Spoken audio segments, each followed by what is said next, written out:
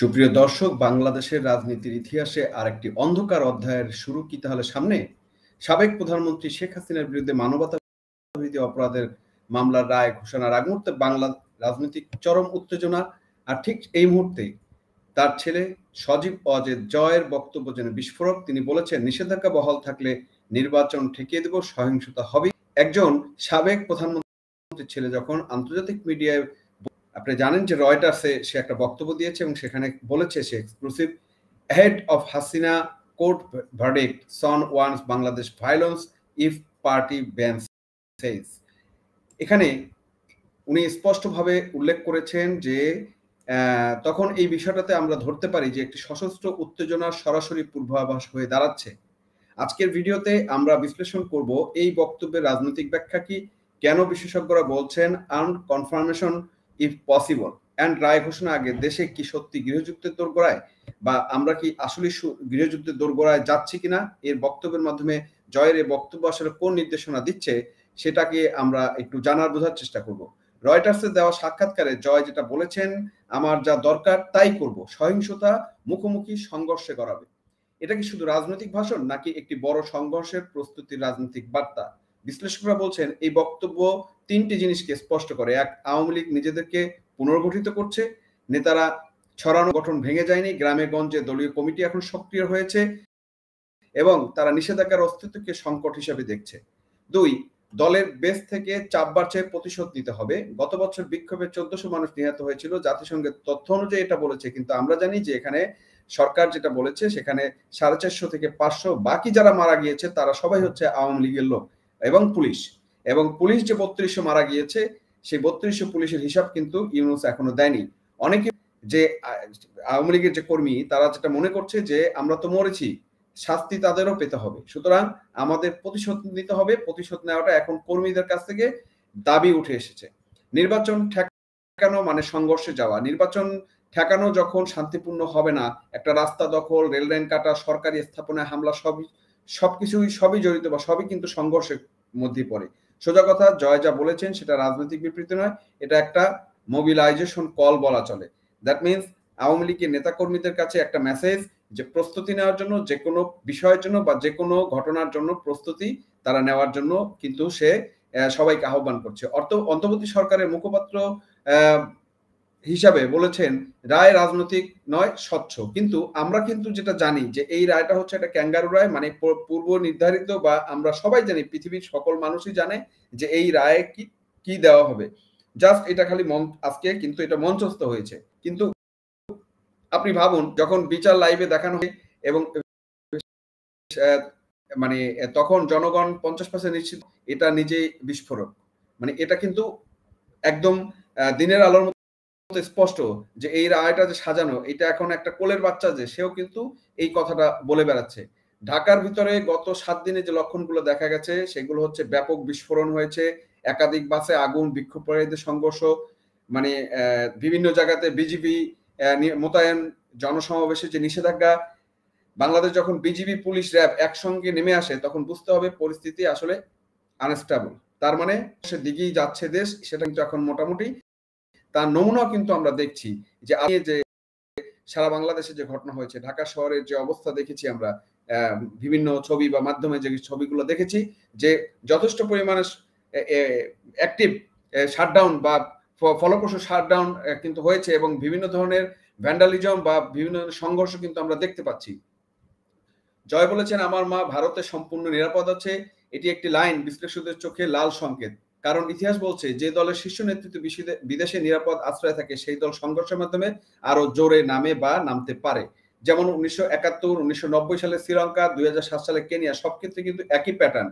এই বিষয়গুলোকে যদি আমরা খেয়াল করি, 1971 সালেও কিন্তু আমরা প্রবাসী সরকার গঠন করে এই পাকিস্তানি হানাদারকে উৎখাত করেছিলাম। ঠিক এখন আবার সময় এসেছে, সেই ডাকটাই কিন্তু দিয়েছে যে এখন আবার 71 সালের মধ্যে বাংলাদেশে যে পাকি পেতাত্তারা দখল করে আছে সেই পাকি পেতাত্তাদের উৎখাত করার কিন্তু সময় এসেছে। সেই জন্য যদি আরেকটা যুদ্ধ লাগে, সেই যুদ্ধ জনগণের কাছ থেকে, দলীয় নেতা কর্মীদের কাছ থেকে যে চাপ উনি অনুভব করছেন, সেটাই মানে সামনে সশস্ত্র সংগ্রামের একটা প্রস্তুতি যে আওয়ামী লীগের তৈরি হচ্ছে বা আছে, সেটা কিন্তু আমরা এই ভাষণ, এই বক্তব্যের মাধ্যমে লক্ষ্য করছি। তাহলে আওয়ামী লীগ কি এইটা দিকে আগাচ্ছে, মানে এই সশস্ত্র সংগ্রামের দিকে আগাচ্ছে।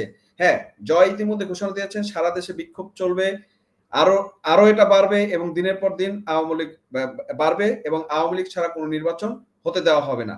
এগুলো কিন্তু সবই একটা দলের কমিটমেন্টের জায়গা থেকে দেখাচ্ছে এবং এই কমিটমেন্ট গুলো যখন বাস্তবায়নের প্রক্রিয়া শুরু হবে তখন কিন্তু আসলে সংঘর্ষ তৈরি হবে। এবং আপনি জানেন বাংলাদেশের নির্বাচন গ্রামগঞ্জে কিন্তু এখনো এটার প্রভাব পড়েনি। এটা গ্রামগঞ্জে যখন পড়বে তখন পাড়ায়, গ্রামে গ্রামে, ইউনিয়নে মারামারি হবে।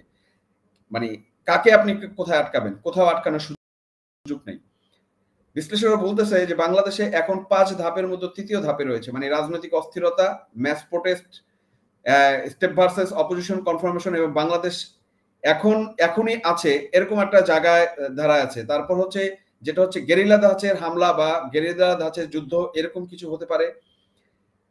লো ইন্টেন্সিটি সিভিল কনফ্লিক্ট, মানে বিভিন্ন জায়গা থেকে যে কনফ্লিক্ট গুলো, গত 7 দিনে বিস্ফোরণ, ককটেল হামলা, এগুলো ধাপ চারিদিকে অগ্রতি। মানে আমরা কিন্তু এই জিনিসগুলো বিভিন্ন ভাবে দেখছি যে এই ঘটনাগুলো ঘটছে। এখন কারা ঘটাচ্ছে সেটা আমরা জানি না, যদিও এগুলো বলা হচ্ছে বিভিন্ন দলের পক্ষ থেকে, বলা হচ্ছে যে আওয়ামী লীগের পক্ষ থেকে, যেগুলো জামাত বিএনপি তারা আওয়ামী লীগের বদনাম করার জন্য বা বিভিন্ন ভাবে তাকে নেগেটিভ সাইড তুলে ধরার জন্য এই আগুন, সন্ত্রাস বা এই জিনিসগুলো করছে। এবং সেটা আমরা অতীতেও দেখেছি, বিএনপি এবং জামাতের কিন্তু এই অভ্যাস রয়েছে।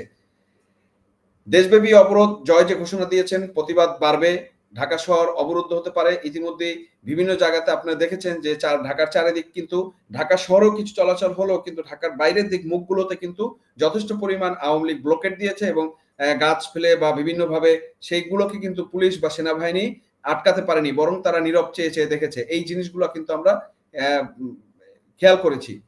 সীমান্তের দিকেও কিন্তু উত্তেজনা বাড়তে পারে, সেটা হাসিনা যেহেতু শেখ হাসিনা যেহেতু ভারতে আছেন এবং এই প্রতিবেশীটাও কিন্তু এই রাজনীতি, বাংলাদেশের রাজনীতির সাথে এখন অতপ্রতভাবে জড়িয়ে গেছে। সুতরাং ভারতে যে জঙ্গি হামলা হতে শুরু করে নানান নিরাপত্তা প্রবলেম তৈরি হচ্ছে, নিরাপত্তা সংকেত গুলো আসতেছে ভারতের জন্য, সেই ক্ষেত্রে ভারতের যে এই যুদ্ধে জড়াবে না বা এই যুদ্ধে আসবে না, আমি সেটা আমরা না করতে পারি না। আমরা বরঞ্চ দেশের জনগণ এই মুহূর্তে যারা স্বাধীনতাকামী, যারা দেশের প্রায় 80% জনগণ চাচ্ছে যে ভারতের সহায়তা যদি হয়, সেক্ষেত্রে যদি এই বাংলাদেশে যখন ইউনুস গং এবং জঙ্গিরা অবস্থান করছে তাদেরকে যদি উৎখাত করা যায়, সেক্ষেত্রে বাংলাদেশের 80% জনগণ মনে করে সেটা আমাদের দেশের জন্য ভালো কিছু হবে বলে আমরা মনে করি। এইটা কিন্তু জনগণের ভিতর একটা পালস রয়েছে এবং জনগণ কিন্তু এই কথাটা বলতেছে। আরো অনেকগুলো বিষয়, এই যে জাতিসংঘ 1400 যে রিপোর্ট প্রকাশ করেছে, মার্কিন যুক্তরাষ্ট্র মনিটরিং ইজ সিচুয়েশন ক্লোজলি, এগুলো যে তারা বলতেছে, এবং ভারত হাসিনাকে রাষ্ট্রপ্রধানের যে নিরাপত্তা দিচ্ছে, ইউরোপের যে মানে ইউরোপ আমেরিকার যে অবস্থানগুলো, সেগুলোকে আমরা কিন্তু ভালো লক্ষণ বা ভালোভাবে দেখছি না। আন্তর্জাতিক মহল নীরব, দেশীয় উত্তেজনা তত বৃদ্ধি পাবে। এই আন্তর্জাতিক মহলগুলো যত নীরব থাকবে, দেশীয় উত্তেজনা কিন্তু তত বাড়তে থাকবে। সেই জন্য কিন্তু জয় কিন্তু আন্তর্জাতিক মহলকে আহ্বান করেছে যে একটা ইনক্লুসিভ নির্বাচন যাতে বাংলাদেশে আওয়ামী লীগের রাজনীতি করতে পারে এবং ইনক্লুসিভ নির্বাচন যাতে হতে পারে এবং জনগণ রায় দিক যে আওয়ামী লীগ থাকবে কি থাকবে না, সেই বিষয়টাকে কিন্তু উনি বলার চেষ্টা করছে। তার মানে আওয়ামী লীগ কিন্তু আসলে সহিংস পথে যেতে চায় না, তারা অহিংসভাবেই দেশের জনগণের কাছে তারা যেতে চায়, যে জনগণ যদি তাদেরকে প্রত্যাখ্যান করে সেটাকে আওয়ামী লীগ মেনে নিবে। চলুন দেখি আমরা যে দুই পক্ষের সংঘর্ষ হওয়ার 4টি ক্লাসিক লক্ষণ, সেটা হচ্ছে আওয়ামী লীগ মনে করছে নিষিদ্ধ হলে অস্তিত্ব থাকবে না, সরকার মনে করছে হাসিনা শিবির শক্তি পেলে পুনরায় প্রতিশোধ নেবে। মানে আওয়ামী লীগ যে হাসিনা শিবির যদি পুনরায় আবার শক্তি পায় বা আওয়ামী লীগ যদি তার পূর্ণ শক্তি ফিরে পায়, এরকম একটা আসবে।